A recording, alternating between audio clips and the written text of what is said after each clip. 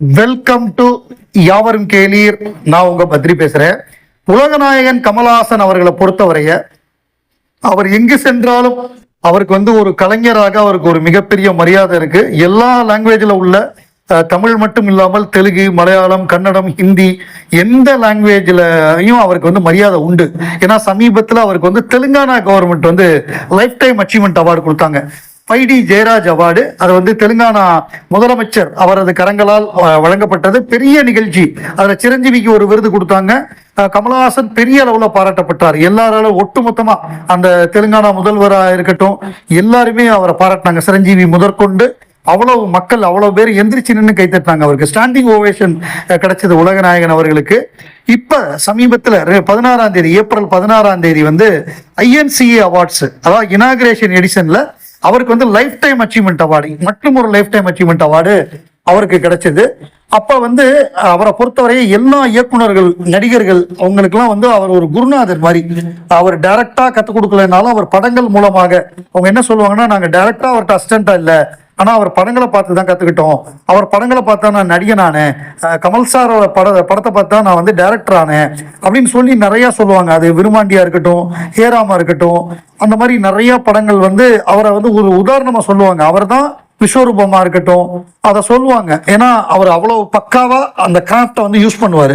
ஏன்னா அவருக்கு இந்த 24 கிராஃப்ட்ஸும் தெரியும். சினிமாவில் இருக்கக்கூடிய 24 துறையும் அவருக்கு தெரியும்.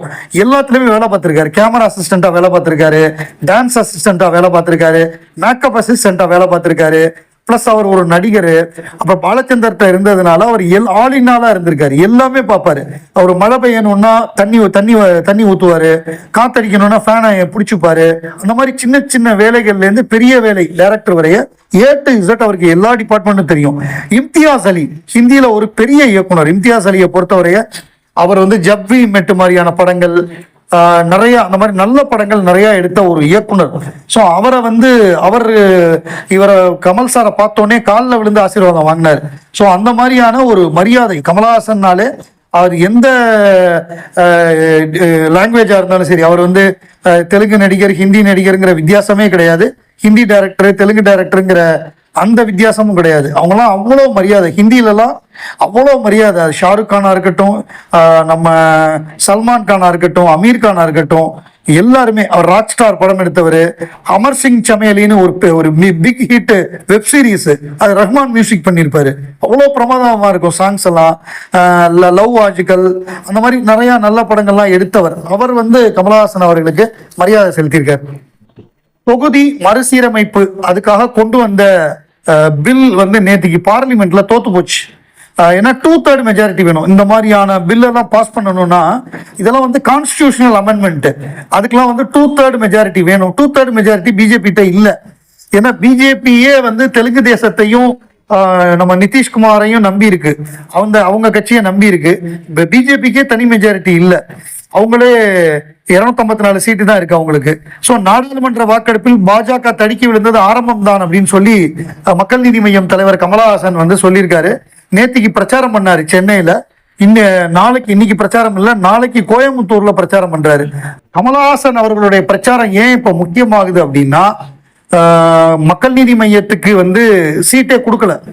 கமல் நான் உதயசூரியன் சின்னத்துல நிக்க மாட்டேன் அப்படின்னு சொல்லிட்டாரு. சீட்டும் கொடுக்கல.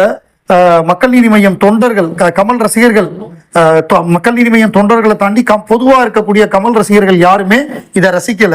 என்னங்க ஒரு சீட்டு கூட கொடுக்கல, நம்ம எப்படிங்க திமுக சப்போர்ட் பண்ணணும் அப்படின்னு கடுப்புல இருக்காங்க அப்படின்னு ஒரு பெர்செப்ஷன் இருக்கு. அதை மாத்தணுங்கிறதுக்காக எப்படியாவது கமலை கூட்டு பிரச்சாரம் பண்ண வைக்கணும்னு சொல்லிட்டு 2 நாள் பிரச்சாரம்.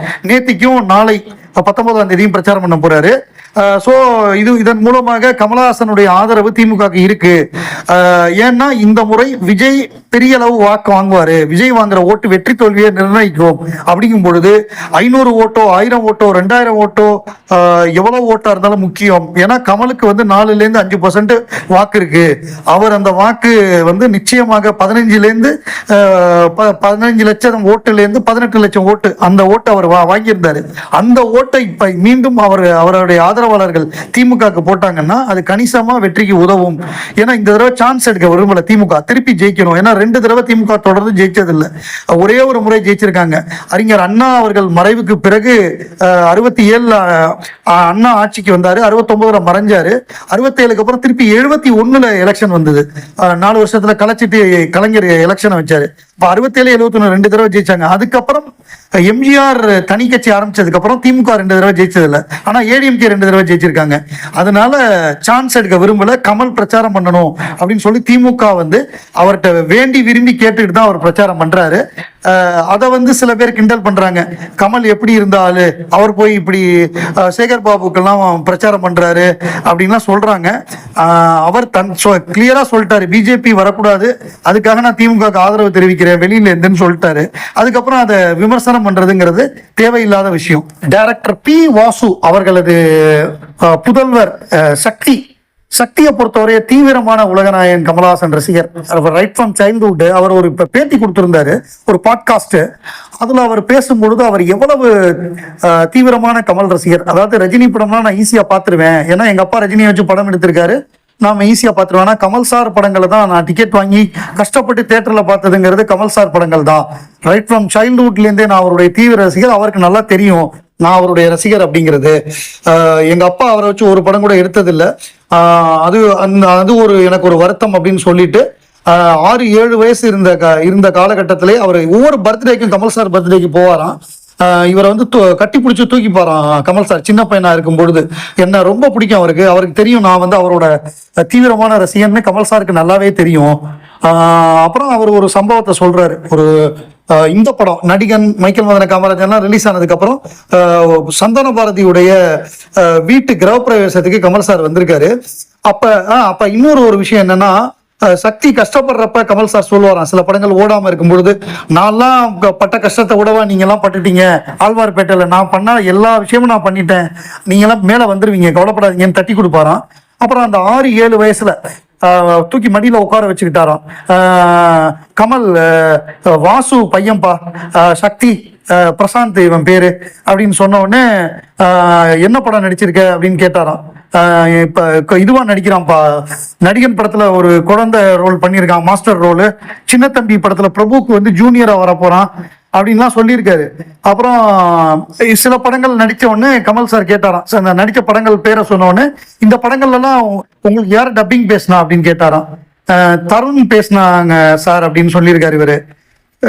ஏன்பா நீ நடிப்ப, வேற ஒருத்தர் உனக்கு டப்பிங் பேசுவாராப்பா, நீ நடிச்சா நீ தான்ப்பா பேசணும் இனிமே அப்படின்னு சொன்னாராம். அது இன்னும் அவர் மனசுல ஆழமா பதிஞ்சிருக்கு, நம்ம நடிச்சா நம்ம தான் டப்பிங் பேசணும் அப்படின்னு 7 வயசுல சொன்னாராம். அது இன்னும் என் மனசுல அழுத்தமா பதிஞ்சிருக்கு.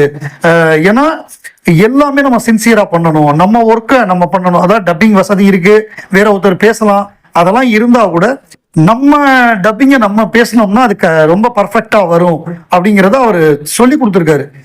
பாரு, ஒரு சின்ன பையன்ட்ட வேற எதுவும் பேசல, நீ என்ன சாப்பிடுற, ஐஸ்கிரீம் வேணுமா, அந்த மாதிரிலாம் பேசல. அவர் தன்னுடைய துறை சார்ந்த ஒரு அறிவுரை கொடுத்திருக்காரு. அதுதான் கமலஹாசன்.